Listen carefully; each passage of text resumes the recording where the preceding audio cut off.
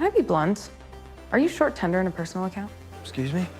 Do you stand to gain financially by speaking negatively about them? I saw your piece about getting fleeced with FTX. I'd understand if you were Looking for shortcuts to rebuild your life. You know what? I am rebuilding my life through my honest work.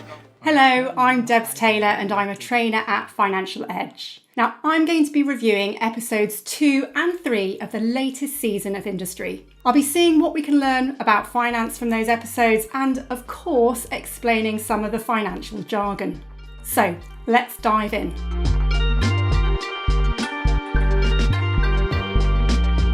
Now, episode 2 focuses on Sir Henry Muck. And remember that he was the CEO of Lumi. That was a green tech company which went bust during season 3.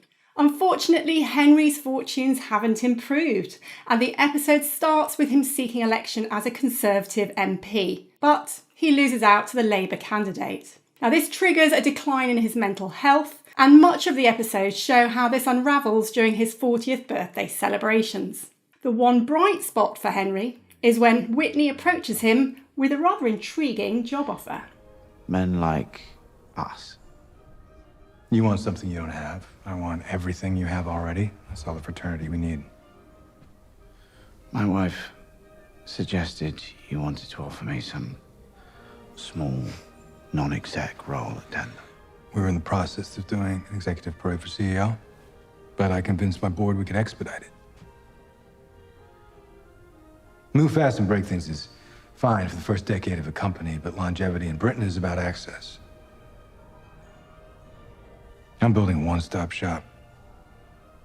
An in-your-pocket, democratic financial institution for everyone from the working man to the wealthiest plutocrat, inclusive.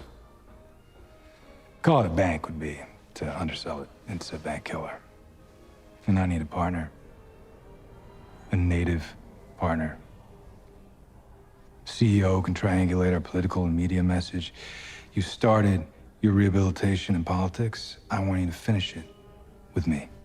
Now, based on this scene, you'd be forgiven for assuming that a CEO of a public company can be appointed over a glass of champagne at a party, and that's not actually the case.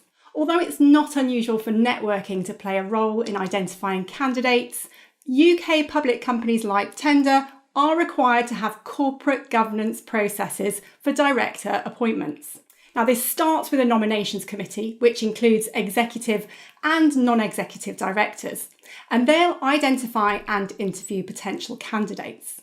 Then, once the CEO is selected, the board votes on the appointment. Also in the UK, shareholders get a vote on CEO appointments at the next AGM. Now, the rest of this episode covers the highs and, shall we say, the lows of Henry's birthday celebrations. So now let's take a look at episode 3. This episode starts with Eric and Harper getting ready to launch their own hedge fund. Who are you on the phone to? The railway pension scheme was long odds anyway. They don't have that kind of appetite for risk. The composition of our audience who've confirmed for breakfast, family offices, high net worth individuals. Dumb money. You lead us off, I'll fill in the gaps. Now here, Eric and Harper are fundraising for their fund. They're calling round to different groups of investors to invite them to an investor breakfast. Now, Eric notes that different investors have different risk appetites, and that given the high-risk strategy of the fund, the railway pension scheme won't be interested. Now, that's because pension funds are generally one of the more risk-averse groups of investors. Although they have a very long time horizon for their investments, they are heavily regulated, and they have to ensure that they don't make investments that could risk their pension payments. Now, those with the highest risk appetites are those which aren't regulated, and those with lots of their own money to play with. So that's family offices and high net worth individuals. So why is their fund strategy so risky? Well, let's find out in the next scene. We're 100% net short. Fads, secular losers, 5 to 10 poor shorts with smaller satellite positions and sector overlay. Running that concentrated, you could get taken out by one position. The market's way too volatile to be taking a large, short directional bet. Bonkers. Short only. You've essentially given up before you've even started. You want differentiation. You see a market that only goes up. We see a target rich environment. The family offices that you invest for, the clients that you represent, demand an uncorrelated return profile. High risk, high reward. I've worked with Harper for many years. That's a bone-deep moneymaker. So 100% net short with 5 to 10 core shorts. What does this mean as a strategy? Well, let's start with net short. Now, funds can own shares to bet on a share price rising, and that's a long position. Or they can sell shares that they don't own to bet on a share price falling, and that's a short position. Now, funds can adopt a long-only strategy where they only buy shares, or a long-short strategy where they buy some shares and short sell other shares. However, if we deduct the short position from the long position, this gives the net position. It's a bit like having money in one bank account and then an overdraft in a different bank account. If you net the overdraft against the positive bank balance, the net position tells you if you have money or if you owe money. Now, Eric and Harper's fund will be net short, so overall they are betting on falling share prices. And this is already a risky strategy, as the share prices they bet on could rise quickly and they could make huge losses. However, having 5 to 10 core shorts means that most of their portfolio will rely on 5 to 10 short positions. And this increases the risk even further, as it means that they are focusing their bets on a small number of companies.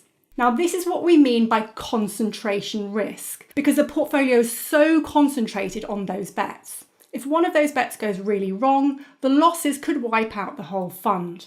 Now, in practice, most funds manage concentration risk by aiming for a diversified portfolio, so they spread their investments across usually a few hundred companies. However, it's not actually that unusual for a hedge fund to have some concentration in their portfolio, and some funds do aim for 70% of their portfolio to be reflecting usually 10 to 12 key positions that they are most confident about, and we refer to those as high conviction ideas. But this would usually be balanced with the remaining 30% of the portfolio being spread across at least another 100 positions, and that allows some level of diversification. So how do hedge funds identify their short positions? Well, let's take a look. You've either got a short that puts the cat inside the pigeon, or you don't. Who says I don't have that idea? Eric didn't misspeak about secular losers. Broken business models, okay. Slightly sketchy management teams, fine.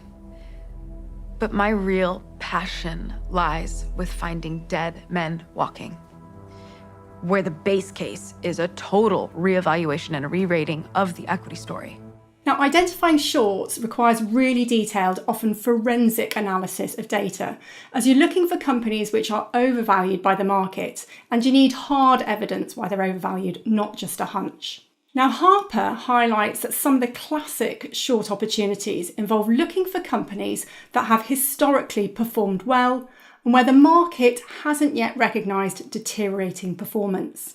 Maybe that's because of a business model that no longer works in the current environment, or because of threats from competition, or even due to a weak management team, particularly after a previously strong CEO has retired or moved on.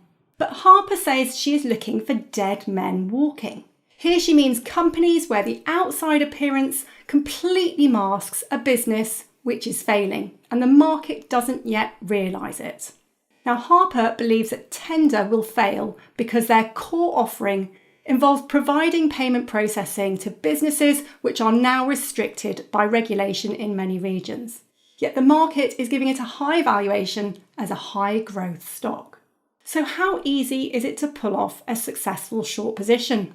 Well, it's tougher than you might think, as we now learn from Eric. How much does a stock re-rate when a market darling's been proven to be overvalued? Well, the operative word there is proven. You can't kill a blue chip with 1,000 cuts from some reporter. Look at Herbal Life. Looks like a pyramid scheme, smells like a pyramid scheme. Ackman intellectually lays out how it functions as one. Maybe that's the truth. But what good is the truth? You got timing, you got Herbal Life's PR machine, you got Carl Icahn talking up the other side of the trade. How good a storyteller are you? And how long can you sustain the story? Without a smoking gun, you will lose. Ackman closed out Herbal Life. He lost. So can we prove it? And then, can we be loud enough?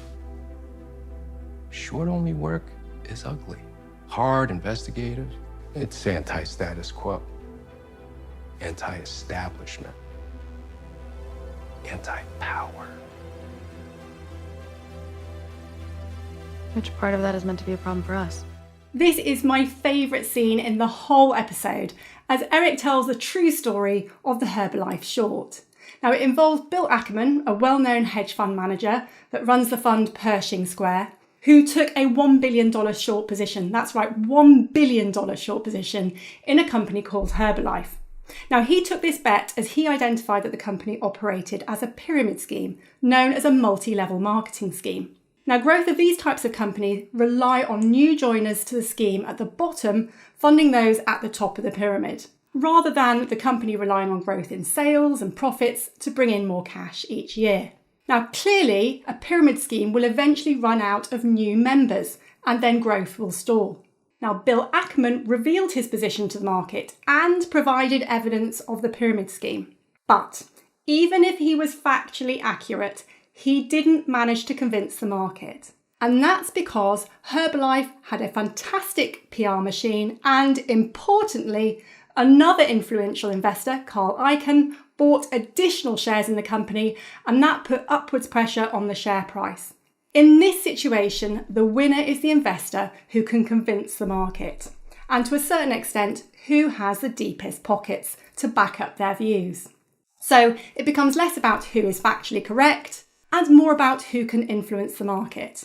And in this case, Carl Icahn won, and Bill Ackman suffered heavy losses.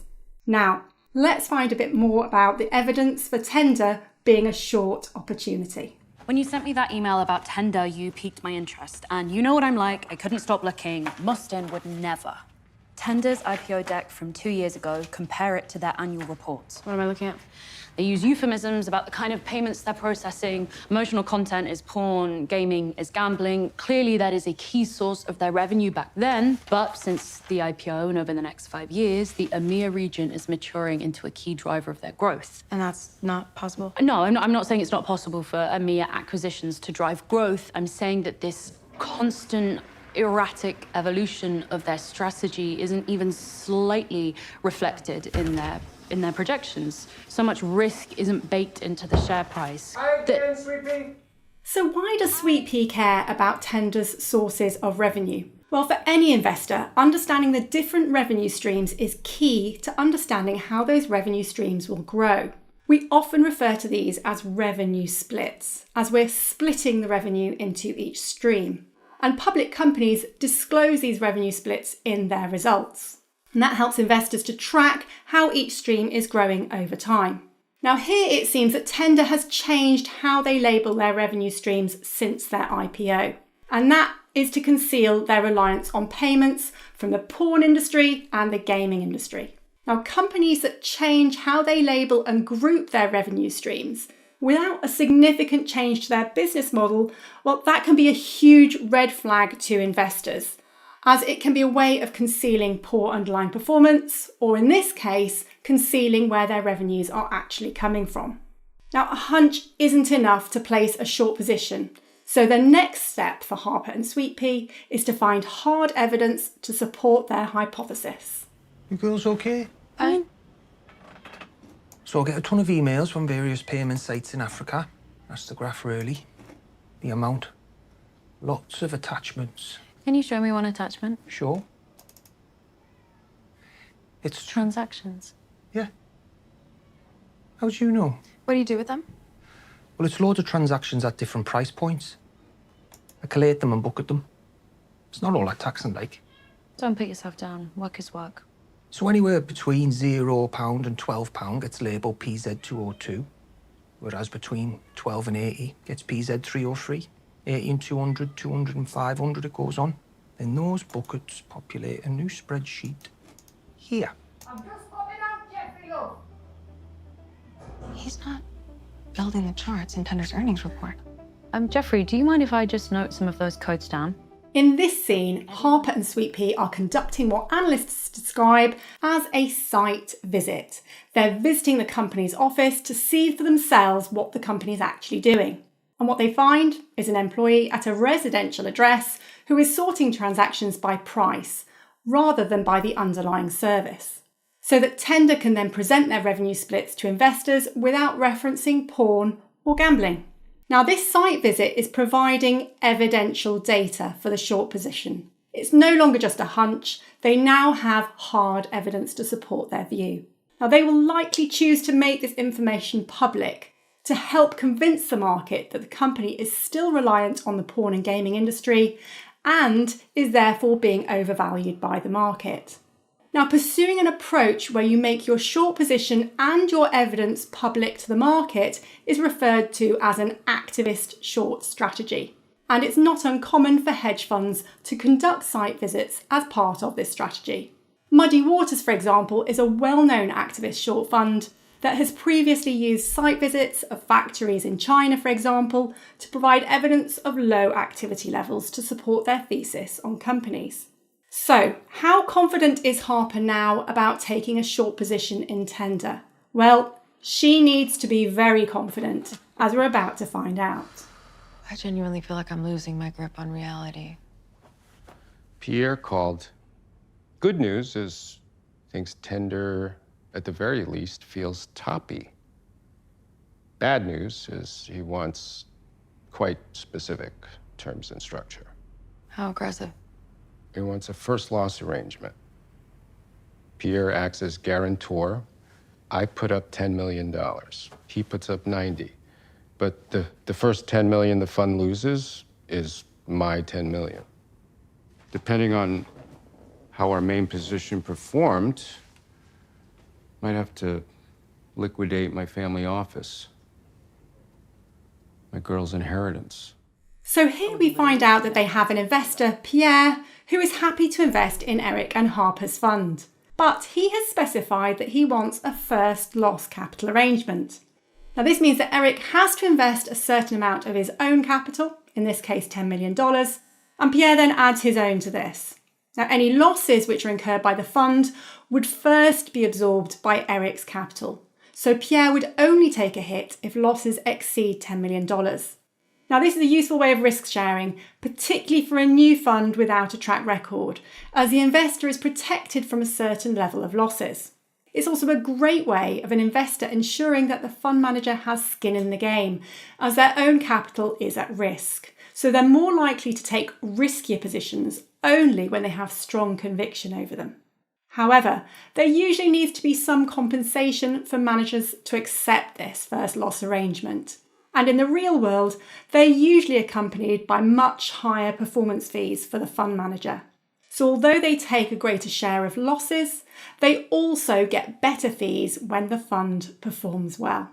Now, whilst all this is going on, Tender is also pivoting on its business model and is now pursuing an acquisition of an Austrian bank, IBM Bauer. Let's take a look at how this is going. On our IBM Bauer merger, the Prudential Regulation Authority, dragging their heels, has allowed a quiet noise in Vienna to develop into a bit of a din. Given the family voted in favor of the merger, I thought this was a non-issue I could handle personally without it reaching you. But the Bauer family still represents 2 board seats. Moritz and his mother have been audibly relitigating the concerns they raised when we were negotiating. They've now asked for a sit-down with your executive team. His opposition is immaterial. There was a majority vote. Morris and his mother voted to sell their family bank. It's a legacy board seat. They paid to have no issues. They paid to shut the fuck up. Yeah, we can't strike such a hostile tone. Look, we have to act quickly here. The meeting with the regulator is tomorrow, and we need that banking license. Bevan's in hand, but Dern will be a harder nut to crack. But this is all for the fucking birds, unless IBM Bauer follow through and sell. Who's the agitator, the son or the mother? The son. Moritz's issue is security. Says he fears the data of IBM banking clients being targeted, harvested, what have you, post-merger. It's ludicrous. Our anti-fraud systems are state-of-the-art and they're an antiquated Austrian bank. Here we learn that the Bauer family owns a significant stake in the bank that's being acquired by Tender. and that 2 of the family members have board seats. Now, we sometimes refer to family ownership as a family holding, and this governance structure is very common, particularly in continental Europe, and it can have huge implications for M&A. Now, this is because the same family may have owned their stake and maybe even controlled the company for many generations. And this can make them really reluctant to sell or even keen to place conditions on the sale that helps to protect their legacy in some way. Therefore, acquisitions of family-owned businesses are typically more expensive and more difficult to negotiate. Now, in this situation, we hear that there are concerns about protecting their customers' data after the acquisition. And Tender's plan is to offer a bit of face time. So they're hoping that some face-to-face reassurance will suffice. It's worth noting that acquiring companies can make plenty of soft promises prior to acquisition and then renege on these promises after. A good example of this was when Kraft acquired Cadbury in 2010, and despite assurances that they would protect the jobs in some of the UK factories, they broke their promises after and made huge job cuts after the deal closed. However, the family ownership isn't the only challenge in relation to this acquisition, so let's take a look at the other challenge. Chief of Staff to the Prime Minister. So the floor's all yours, I'm all ears. Wait, did you know that? Ricky, thanks for stepping in. You interrupted my next question, which was to Colin. How does anything we've heard have any bearing on whether a merger with an Austrian bank represents an antitrust issue? The banking system. The complaints we've heard from our rivals are obfuscating the real fear. They're not scared of a reduction in competition. They're scared of an increase of it. This is an objectively pro-competitive deal. Colin, Ricky, Jennifer, Lisa. It's not just a question of whether Labour's Britain is pro-business, it's about whether Labour is pro-reducing financial fraud, pro-teaching financial hygiene to its electorate, pro the consumer's agency in his own financial life. Your last government isolated you from Europe. I urge you to see this as a first of many necessary steps towards reintegration. In this scene, we find out about one of the biggest challenges in M&A, and that's antitrust rules. Now, this is the risk that competition authorities intervene to block the deal or request remedial action as a way of protecting competition in the market. So why and when does this happen? Well, when a company buys another company in the same market, the combined business will have a larger share of that market than the 2 companies did individually. Now, the acquisition can therefore reduce competition and allow the acquirer to build a monopoly. This can allow them to control pricing for both suppliers and customers. Competition authorities therefore closely monitor market share when an M&A deal is announced. Typically, any deal that will result in a combined business having more than 30% of a market in a particular region and a particular good or service will trigger a review by the competition authorities. And if that review finds that there is a material threat to competition, they can either block the deal if they think it's anti-competitive or require remedial action, such as selling off part of the acquirer's business in a way that reduces market share. Also, as we've seen in recent years, for example during Microsoft's acquisition of Activision Blizzard, each country has its own competition authorities, and they can all reach different conclusions. So antitrust risk where companies operate in different countries can be a huge headache for an M&A deal.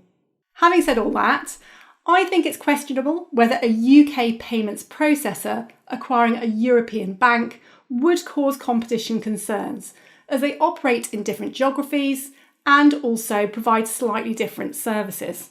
In fact, this is one of the reasons for Tender pursuing the deal. Now, presumably, this is also why Whitney argues that this is a pro-competitive deal, as it can potentially give customers access to a broader suite of products from one provider. But we'll have to watch this space and see what happens in next week's episode. Kenny, just glad I got a chance to say sorry. I am sorry. Well, it's not the worst thing anyone's ever done. So that's our review for this week. Thanks so much for watching. We'll be diving into the next episode next week, so make sure that you're subscribed and stay tuned for more reactions. See you soon.